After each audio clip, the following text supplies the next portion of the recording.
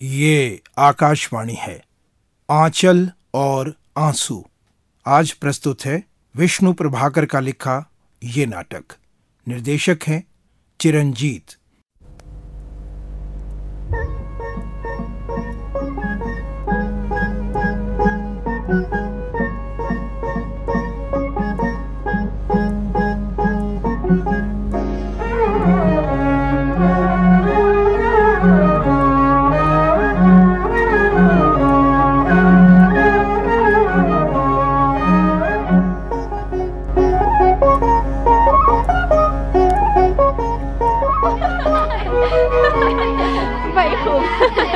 तो सुशीला, फिर क्या हुआ? अभी बताती हूँ।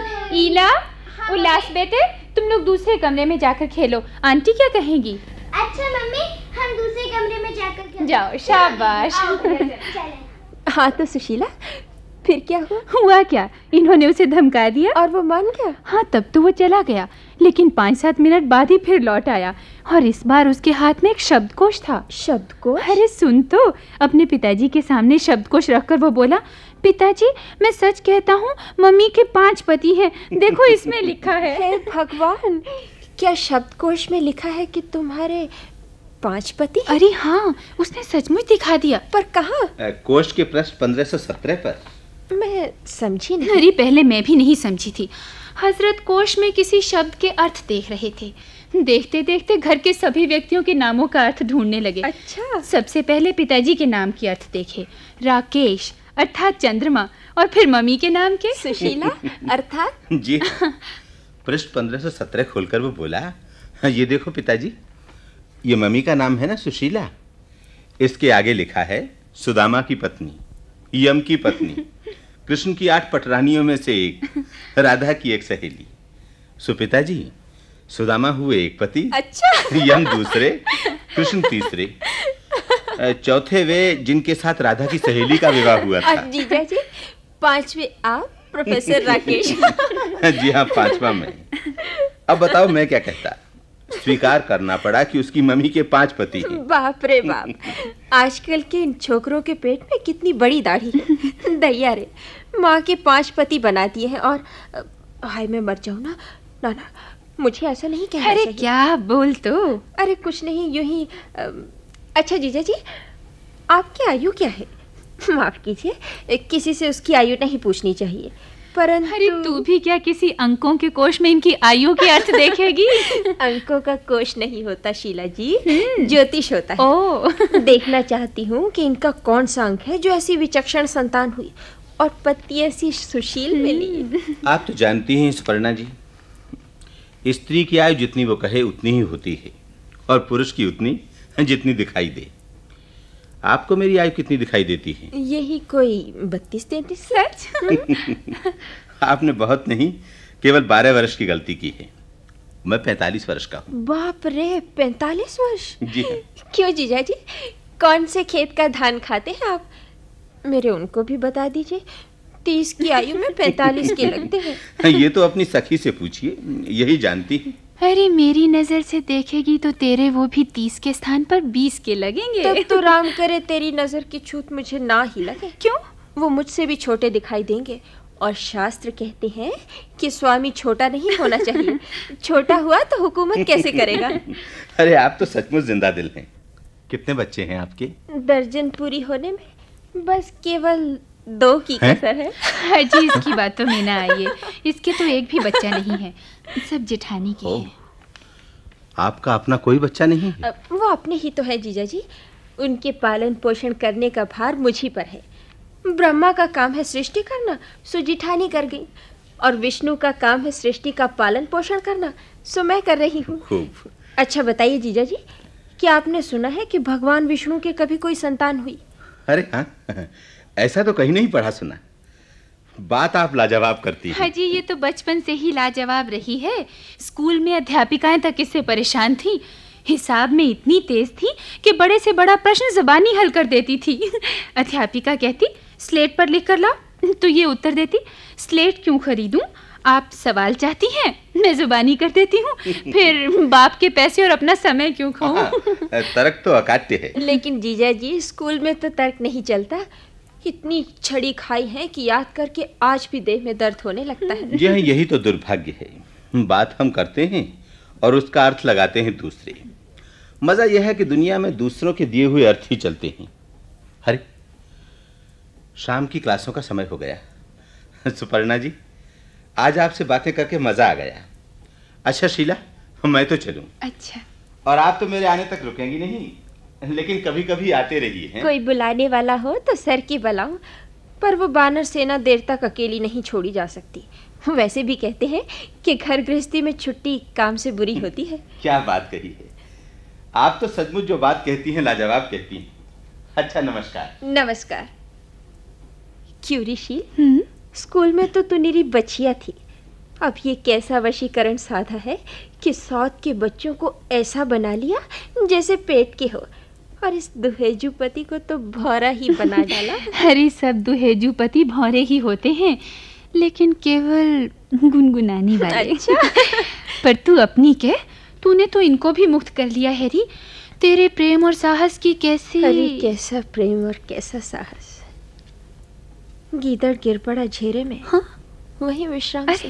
ये कैसी भाषा बोलने लगी तू? और हाँ, मैं ये पूछना तो भूल ही गई थी कि तू हंसती तो इतना है, पर तेरी आंखों के नीचे ये काले छल्ले कैसे पड़ गए हैं? अभी तो पूरी 25 की भी नहीं हुई। गोद नहीं भरी क्या, इसलिए?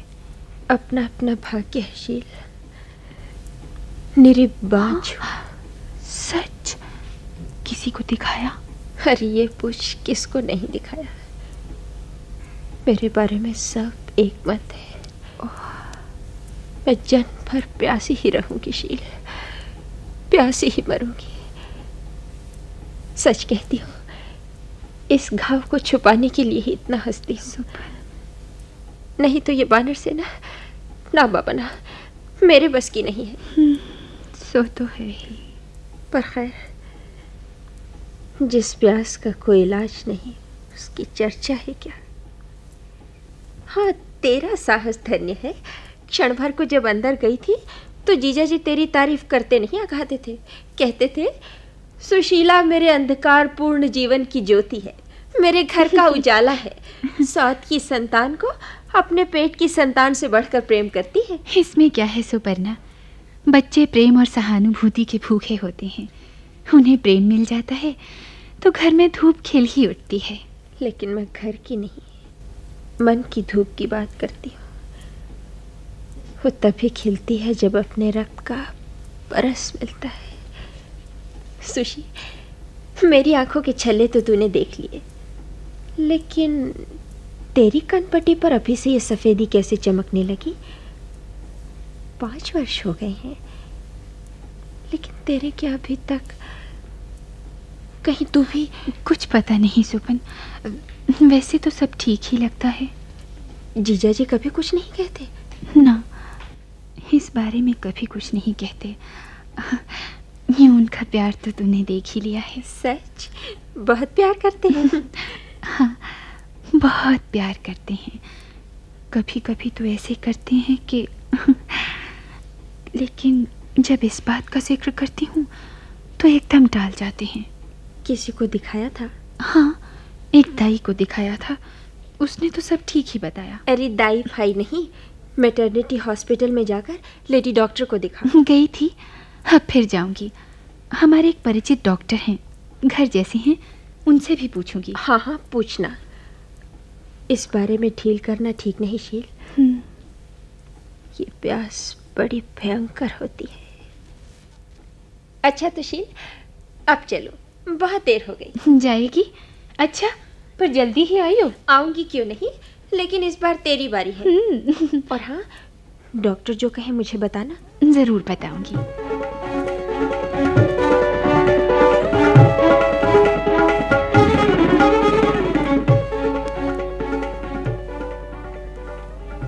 सुशीला जी। डॉक्टर साहब, आप आ गए? नमस्ते। नमस्ते। आपका संदेश मिलता और मैं ना आता। हाँ? डॉक्टर अनिला मुझे आज ही मिली थी। अच्छा।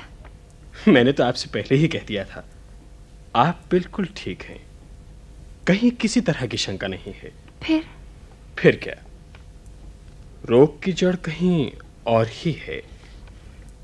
सुशीला जी, मुझे आपसे सहानुभूति है। बहुत दिन से आपसे कहना चाहता था पर साहस नहीं हुआ। सोचता था क्यों किसी के जीवन में अशांति के बीज बोऊं। अशांति? ये आप क्या कह रहे हैं? आप सुनेंगे? क्यों नहीं, रोग कहीं भी क्यों ना हो, दूर होना ही चाहिए। मेरी समझ में नहीं आता। आप रोग दूर करना चाहते हैं? आप पहेली क्यों बुझा रहे हैं? साफ साफ कहिए ना, क्या बात है? मुझे डर है कि साफ बात सुनकर आपको दुख होगा। होने दो, मैं वो बात सुनना चाहती हूँ। तो सुनिए, प्रोफेसर राकेश। चुप क्यों हो गए? कहिए ना। प्रोफेसर राकेश परिवार नियोजन में अपना ऑपरेशन करवा चुके हैं। क्या ऑपरेशन?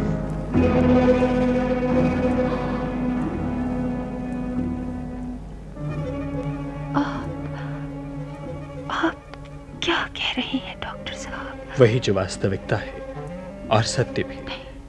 नहीं, ये नहीं हो सकता। यही है। ये नहीं हो सकता। सिविल हॉस्पिटल के डॉक्टर गुजराल ने स्वयं मुझे बताया था। तो मेरा डर सच निकला। जी हाँ, प्रोफेसर नहीं चाहते थे कि उनके और संतान हो, घर में कलह मचे और उनके ये मातृहीन बच्चे अनाथों की तरह रुलते फिरें। जी हाँ, क्या कहा आपने? मुझे बहुत खेद है सुशीला देवी। प्रोफेसर साहब ने अपनी और अपने बच्चों की चिंता तो की, लेकिन आपकी भावना की चिंता नहीं की। उन्होंने आपकी कामनाओं को कुचल दिया, आपके अरमानों को धूल में मिला दिया। वो भूल गए कि नारी एक पहेली है और उस पहेली का एकमात्र हल है संतान। वो भूल गए कि मातृत्व नारी जीवन की चरम परिणति है। वो भूल गए कि हर युग, हर देश और हर काल की नारी मां बनना चाहती रही है और चाहती रहेगी। काश उसका एक बच्चा हो जिसे वो लोरी गा के सुला सके। नहीं, ये बात नहीं है, ये बात नहीं है। उन्होंने ठीक ही सोचा है, ठीक ही किया है। कोई बात नहीं डॉक्टर साहब, कोई बात नहीं। मुझे उस रहस्य का पता लग गया है, इतना ही काफी है। मैं आपकी कृतज्ञ हूँ। मुझे खेद है, मैंने आपको दुख पहुंचाया, लेकिन आपको आगाह कर देना मेरा फर्ज था। अब देखिए ना, इस बात को कब तक छिपाया जा सकता था? आपका पूरा जीवन आपके सामने पड़ा है। प्रोफेसर राकेश को स्वयं। नहीं, मुझे कोई दुख नहीं। आप उनसे इस बारे में कुछ न कहिए, मैं भी नहीं कहूंगी। आप बहुत उदार हैं, पर यह आपके जीवन का प्रश्न है। सोच लीजिएगा। और सुशीला जी, मैं आपको ये विश्वास दिलाना चाहता हूं कि मैं आपके साथ हूं। यदि मैं आपके लिए काम आ सका, आपके लिए कुछ भी कर सका, तो कृतार्थ हो जाऊंगा। मुझे अपना ही समझिए। डॉक्टर, क्षमा कीजिए, आपकी आभारी हूं। नमस्कार। नमस्कार।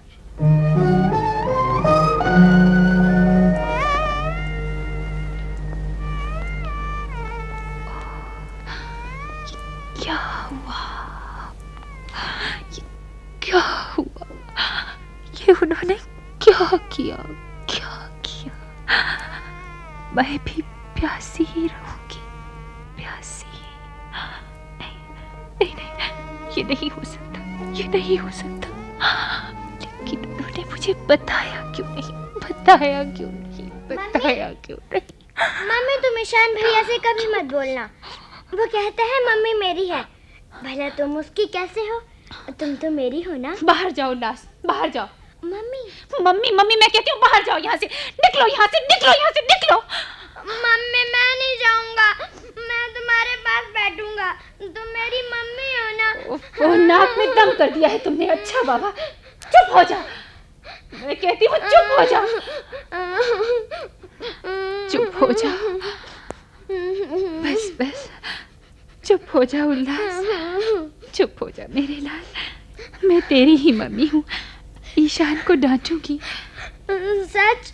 तुम मेरी ही मम्मी हो? हाँ हाँ, तेरी ही, तेरी ही। तब तुमने मुझे डांटा क्यों?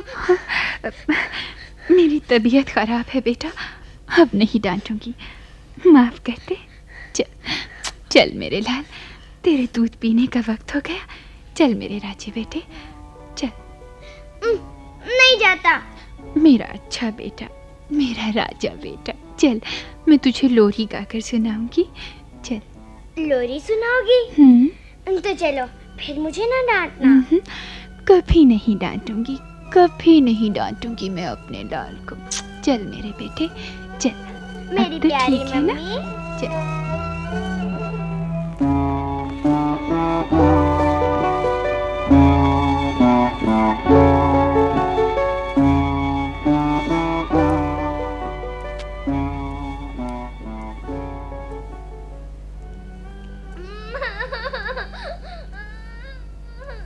ना ना, रोते नहीं है, तू तो राजा भैया है ना, पिताजी अब आते ही होंगे, आज वो तेरे लिए खिलौने लाएंगे। अभी लाएंगे? हाँ, अभी।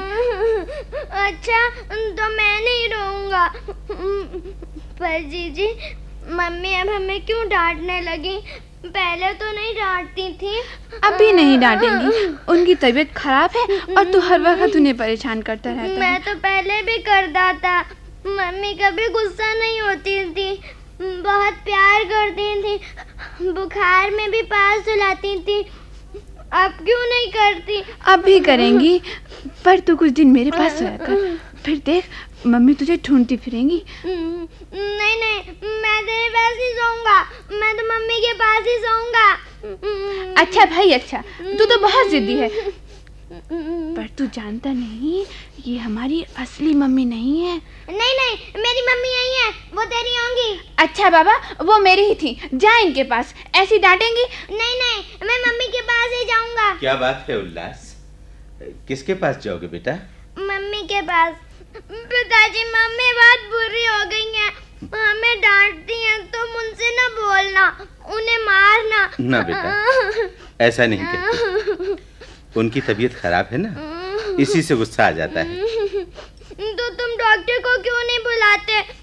चलो पिताजी, हम डॉक्टर को बुलाकर लाते हैं। पगला कहीं का, पिताजी को खाना तो खा लेने दे, जरा देख तो मम्मी क्या कर रही हैं। अच्छा। हिला, क्या तुम्हारी मम्मी बहुत नाराज हैं? पिताजी। बोल बेटी, बोल। आप तुम्हें बहुत गुस्सा करती हैं, कभी कभी तो ये नौबत आ गई। तू यहाँ बैठी क्या कर रही है? ये नहीं होता कि कुछ काम कर ले, उल्लास को और भेज दिया मुझे परेशान करने।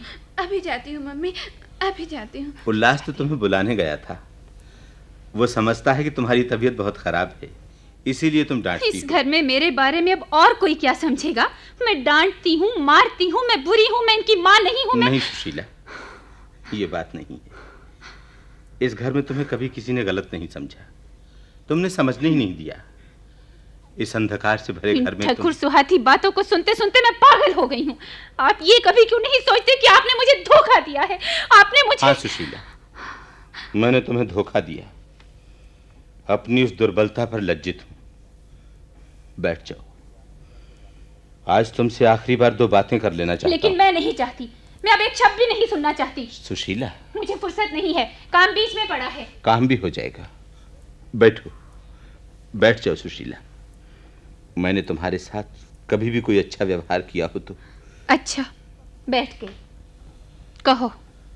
मैं मानता हूं कि मेरा अपराध है, विवाह से पहले ही मुझे तुमसे कह देना चाहिए था। फिर कहा क्यों नहीं? क्योंकि मुझे और मेरे बच्चों को तुम्हारी जरूरत थी। जरूरत?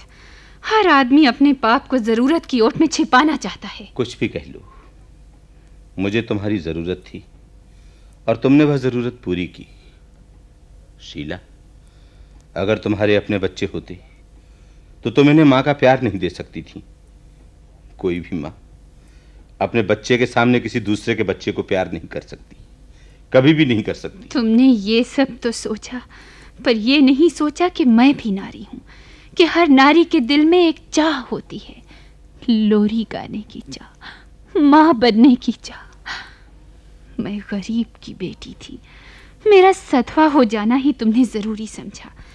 जैसे कभी बंगाल में कुलीन परिवार की गरीब लड़कियों के विवाह किसी कुलीन मुर्दे से कर दिए जाते थे। हाँ, मुर्दे से, जिससे कि वो एक बार मांग में सिंदूर भरकर कवारापन मिटा सके, माँ बाप को कन्यादान का पुण्य दे सके, और फिर चाहे जन्म भर विधवा रहकर तड़पती रहे। मुझसे तो वो भी अच्छी थी, क्योंकि वो विधवा तो होती थी, पर मैं तो सधवा होकर भी, पति को हृदय की समस्त शक्ति से प्यार करके भी। तुमने मेरी जिंदगी बदली, मेरे भविष्य को प्यार की रोशनी से भर दिया, पर तुमने ये नहीं सोचा कि तुम्हारे बच्चे की माँ बनने का भी मेरा अधिकार था। आया नहीं माँ जो पीड़ा को प्यार में बदल देती है। सुशीला, मैं सब कुछ जानता था, सब कुछ जानता था, लेकिन मैं तुम्हें कैसे समझाऊं? मैं सोचता था कि मेरे 4 बच्चे हैं, आज के युग में इनसे अधिक का पालन युग पोषण। का ऐसा ही ध्यान था तो कहीं और सौदा किया होता, किसी बांझ को ढूंढा होता। सुशीला, बार बार इस दुखती रग को मत कुरेदो, मेरी बात तो सुनो। अब तुम्हारे पास कहने को है ही क्या? क्यों बार बार उन्हीं बातों को दोहराते हो? कहने को अभी बहुत कुछ है। तो कहो ना। सुशीला, तुम मुझे तलाक दे सकती क्या? हो। तलाक? हाँ, तलाक। तुम्हारे पास उसके लिए बड़ा स्पष्ट कारण है। मैं सच कहता हूं, मैं तैयार हूं। तुम ऐसे क्यों देख रही हो? नहीं, मैं कचहरी में जाकर प्रतिवाद नहीं करूंगा, विश्वास करो। मम्मी मैंने खाना खा लिया, चलो डॉक्टर के चले। नहीं बेटा, तुम हुआ, मैं अभी नहीं जा सकती। नहीं जा सकती? क्यों, तबीयत ज्यादा खराब है? अच्छा, हम डॉक्टर को यहीं बुला लाते हैं। चलो पिताजी। चलो बेटा, मैं जाता हूँ सुशीला, वकील साहब से भी केस तैयार करने को कहता आऊंगा। जरा रुको। क्यों? पहले चलकर खाना खा लो। अभी मन नहीं करता, आकर खा लूंगा। मैं कहती हूँ खाना खा लो। आकर ही खाऊंगा। आओ उल्लास।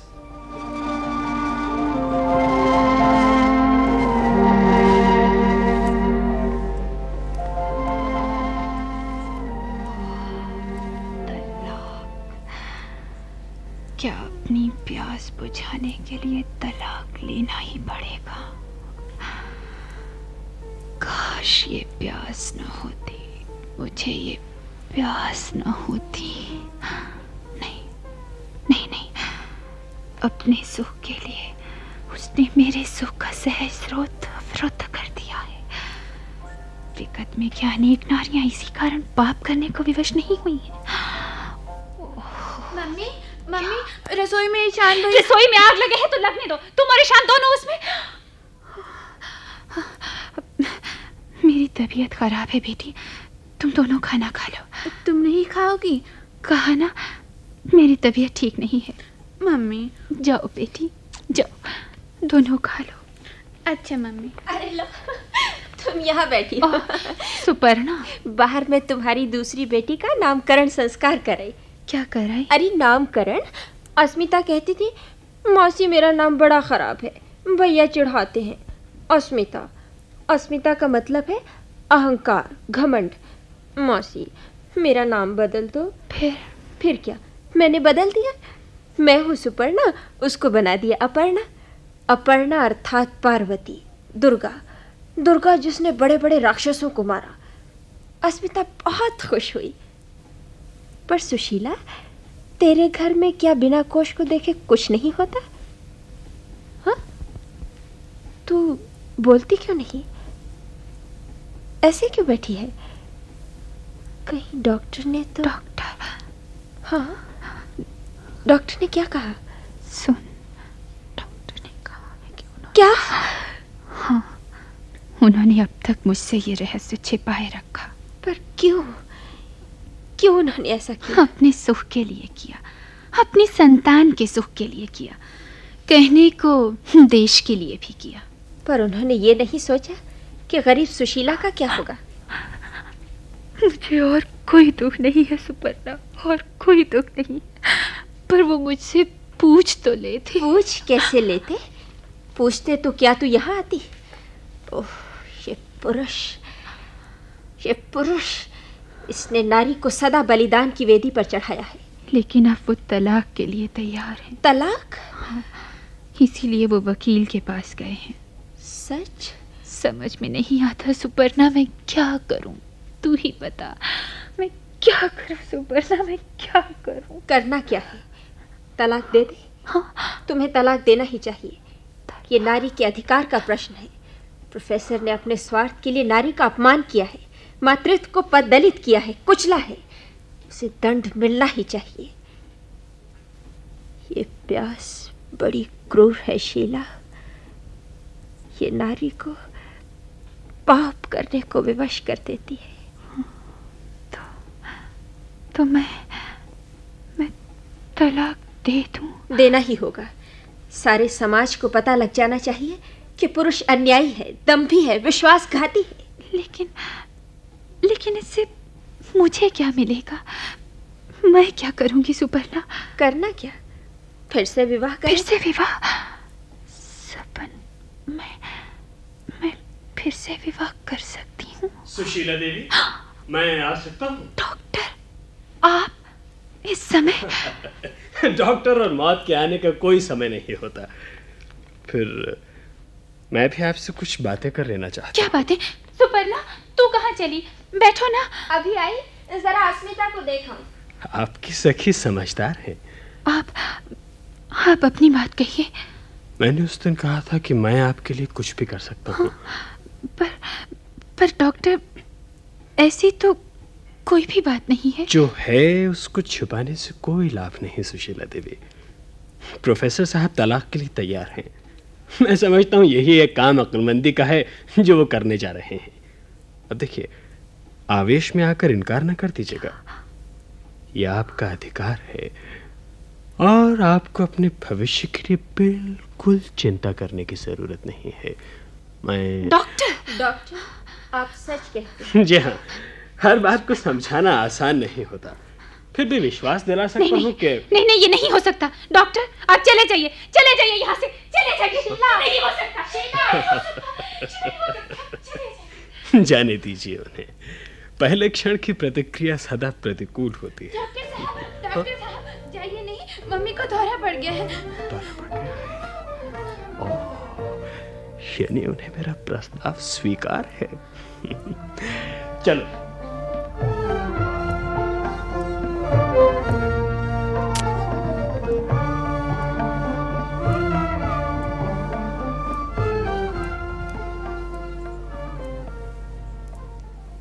देख सपन, मैंने अब जाने का निश्चय कर लिया है। कुछ समय के लिए अलग रहना है। सो डॉक्टर के पास रहेगी। तुम ऐसा क्यों सोचती हो? इसलिए कि वो इस नाटक का प्रमुख अभिनेता है। तो तुम्हारी राय में ऐसा नहीं होना चाहिए था? मैंने ये तो नहीं कहा। फिर ऐसे क्यों पूछती है? क्या मेरी राह गलत है? क्या तूने मुझे इस राह पर चलने की प्रेरणा नहीं दी है? अच्छा बाबा, मैं कुछ नहीं कहती, ले कान पकड़े। तू तो ऐसे चमकती है जैसे तेरी डांट खाकर तो मुझे कोई उपमा ही नहीं सूझती। और तेरी उपमा हो ही क्या सकती है? तू तो अनुपमेय है, अनुपम, अद्भुत, अनोखी। देख, तेरे घर में आकर मुझे भी शब्दकोश याद आ जाता है।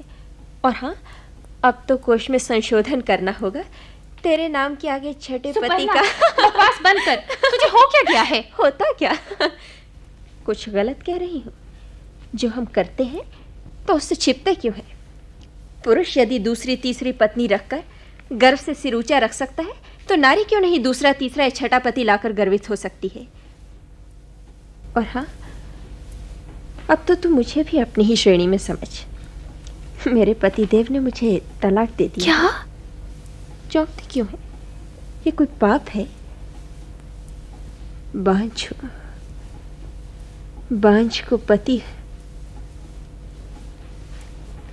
बांझ को पत्नी होने का कोई अधिकार नहीं है। सुपन, तू सच कह रही है? झूठ क्यों कहूंगी? मैंने स्वयं हस्ताक्षर किए हैं। पिछड़े हुए जमाने की तरह अब दो पत्नियां तो रह नहीं सकती, सो हमारा अलग होना अनिवार्य है। तुझे दुख नहीं होता सुपन? जीवन में भावुक होने से काम नहीं चलता शील, और फिर सुख दुख का कोई महत्व नहीं है। महत्व है जीवन को जीने का। लेकिन तेरे घर में तो 10-10 बच्चे हैं। घर के हैं, मेरे और मेरे पति के नहीं। फिर भी उनका क्या होगा? होगा क्या, हो चुका। कुछ खुशकिस्मत थे, रिश्तेदारों ने आपस में बांट लिए। एक को दूर दराज के एक बाबा ले गए, दूसरे को मामा, तीसरा बुआ के पास है, और 3 फिलहाल मैंने ले लिए, सो हो गए 6। शेष पिता के पास अनाथालय जाने की राह देख रहे हैं। और सुन, नई जेठानी आने वाली। नई जेठानी? क्या कहती है सुपन? ये तो ऐसे लगता है जैसे हम आदमी ना होकर भेड़ बकरी हों।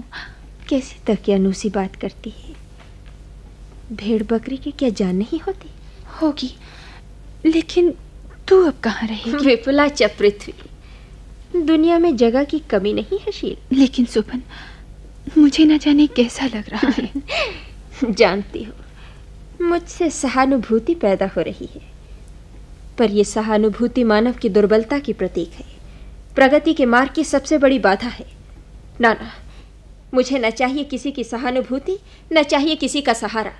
मुझे चाहिए विद्रोह ही शक्ति। सुपन, तू अपने को धोखा दे रही है। तेरे अंतर में विषाद भरा पड़ा है। इस तरह अपने को ठगना। अपने को ठगे बगैर सुख कहाँ मिलता है? लेकिन ठगने और धोखा देने में अंतर है। अक्षरों का है, अर्थ का नहीं।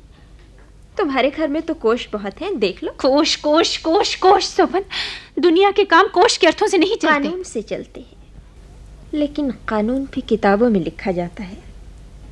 वो भी उन्हीं के पक्ष में है जैसे तेरे पक्ष में है।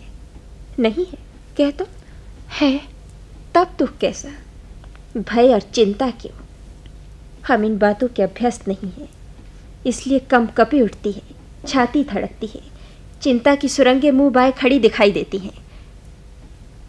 पर याद रख शील, हर सुरंग के बाद प्रकाश होता है। मौसी, आपको कोई बुलाने आया है। कहता है एक बच्चा छत से गिर पड़ा है। क्या? मैं जाती हूँ शील, राम मारे 2 मिनट भी चैन नहीं लेती। मैं भी चलती हूँ सुपर्णा। ना, तुम नहीं। सुनो तो सुपर्णा। तो अब सुपर्णा परित्यक्ता है। मेरा मन न जाने कैसा हो रहा है, कैसा। मुझे डर लगता है कहीं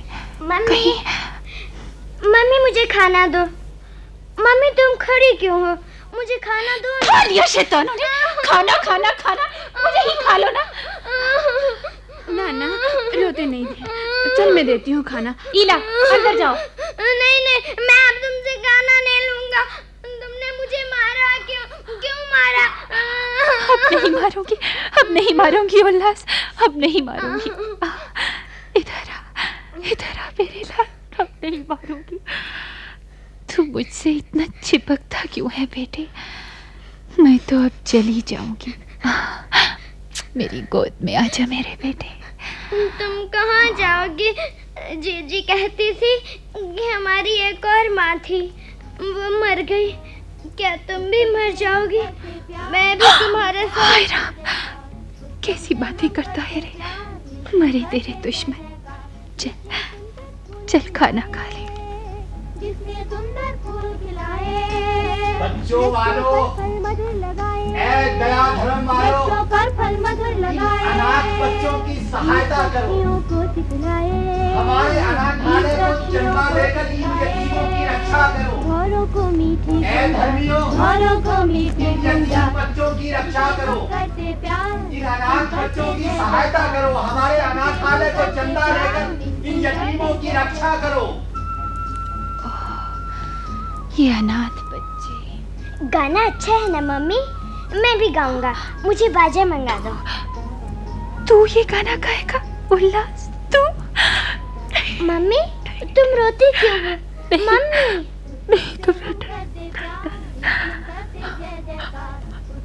जिस देश का समाज, जिस देश का शासन अपने बच्चों की देखभाल नहीं कर सकता, जिस देश के बच्चे इस तरह गा गा कर भीख मांगते हैं, उस देश और शासन के लिए कोश की कोई भी गाली काफी नहीं हो सकती। ओह, मैं इन्हें क्यों डांटती हूँ? इनका क्या अपराध है? ये मासूम बच्चे, ये तो कुछ भी नहीं जानते, जानते हैं केवल प्यार की भाषा को, केवल प्यार। सुशीला। कौन? तुम यहीं हो? लो बैठो, मैं सब कागजात ले आया। क्यों ना ले आते? अपने सुख की बात है ना, सब अपने सुख की चिंता करते हैं। कितनी जल्दी तलाक का प्रबंध कर लिया। सुशीला, तुम्हारी तबीयत तो ठीक है? मेरी तबीयत की तुमने कब चिंता की है? पर मैं कहती हूँ, कान खोलकर सुन लो जी, मैं नहीं दूंगी तलाक, मैं नहीं जाऊंगी इस घर से। इसी घर में रहकर तुमको परेशान करूंगी। तुम तो मर्द हो, फिर शादी कर लोगे, पर इन बच्चों का क्या होगा? अगर मैं किसी दिन गई भी तो इन्हें साथ लेकर जाऊंगी। तुम इन्हें नहीं ले जा सकती। तो जैसे तुम इनकी देखरेख करोगे। करूंगा क्यों नहीं? रहने दो, इतनी शक्ति होती तो मुझे क्यों लाते? मैं जाऊंगी तो और आएगी। वो न जाने कैसी हो, जिस प्यार में ये पले हैं वो इन्हें नहीं मिला तो मैं कहीं भी क्यों न रहूं, चैन से ना बैठ सकूंगी। तो तुम्हें अब इस बात की चिंता क्यों है? वो मेरा दर्द है। तुम्हारा दर्द? मैंने विच्छेद चाहा है, इसके लिए लज्जित नहीं हूं। तो लो, ये रहे कागजात, इन पर दस्तखत कर दो। लाओ। मेरी जैसी अभागे नारियां हर युग, हर काल और हर देश में होती आई हैं, लेकिन हर युग में उनका रूप अलग अलग होता है। मैं अब इस घर से नहीं जाऊंगी। सुशीला, मैं ये नाटक पसंद नहीं करता। अपने अपराध की सजा पाने को मैं तैयार हूं, पर अब तुम्हारा इस घर में रहना न सह सकूंगा। और मैं कहती हूँ तुम्हें वही सहना होगा, यही तुम्हारा दंड है। जाने की चाबी हाथ में लेकर मैं मकान के भीतर ही रहूंगी। तुम भी औरों की तरह नहीं? कौन? सुपर्णा? जाने की राह खुलते ही जाने की इच्छा बिल्कुल मर गई। अरे, तूने तो मेरी राह भी बंद कर दी। सोच रही थी कि प्रोफेसर पर हाय रे दुर्बल नारी, अपनी मुक्ति को ही तुमने पैरों की बेड़ी बना ली। सुपर्णा, तुम्हें हमारे बीच बोलने का कोई अधिकार नहीं है। अधिकार? अधिकार की दुहाई कायर दिया करते हैं, और कायर ही बलिदान की रट लगाते हैं। सुपर्णा, तुम यहाँ से चली जाओ। जाना ही होगा, पर यह सीख लेकर जा रही हूँ कि विद्रोह को शक्ति देने के लिए शायद अभी बलिदान की और जरूरत है। प्रोफेसर साहब, ऐसा लगता है कि जिस आग्नेय पदार्थ से विधाता ने आंचल में दूध पैदा किया है, उसी से आंखों में आंसू भी भरे हैं। हर अवसर के लिए कोश में उनका अलग अलग अर्थ है। पर कोश में क्या असली अर्थ होते हैं? असली अर्थ तो इस जीवन की जरूरत की ओट में छिपे रहते हैं सुपर्णा, फिर कोश में लिखे जाते हैं। जानती हूँ, तभी तो कहती हूँ। क्या अंत हुआ है इस नाटक का? नए की तलाश करते करते जब नया मिला तो तुमने पुराने के गले में ही जयमाला डाल दी। आंसुओं की ही जीत हुई, पर मैं तो चली। नए की खोज अवरुद्ध नहीं हो सकती। सुपर्णा, निरंतर जारी रहनी चाहिए। सुपर्णा देवी, मैं उन बच्चों को लेकर ही आगे बढ़ूंगी। सुनो तो तुम सुपर्णा देवी, सुनो तो। सुनती जाओ सुपर्णा, बच्चों को साथ लेकर आगे बढ़ना ही नयापन है। यही आंचल और आंसू की नई कहानी है। शेष सब मिथ्या है। अधिकार, कायरता, बलिदान, ये सब शब्द मात्र हैं जिनके जैसे चाहें अर्थ किए जा सकते हैं। तो सुशीला, तुम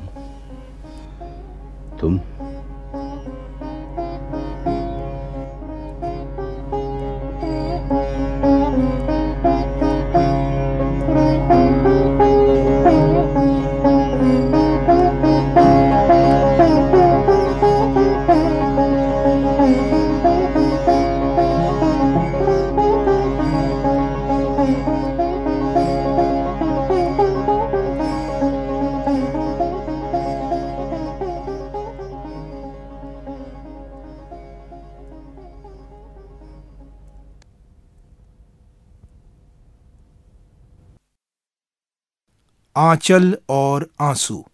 अभी आप विष्णु प्रभाकर का लिखा ये नाटक सुन रहे थे। निर्देशक थे चिरंजीत। इस नाटक की रिकॉर्डिंग हमें आकाशवाणी के ध्वनि अभिलेखागार से प्राप्त हुई।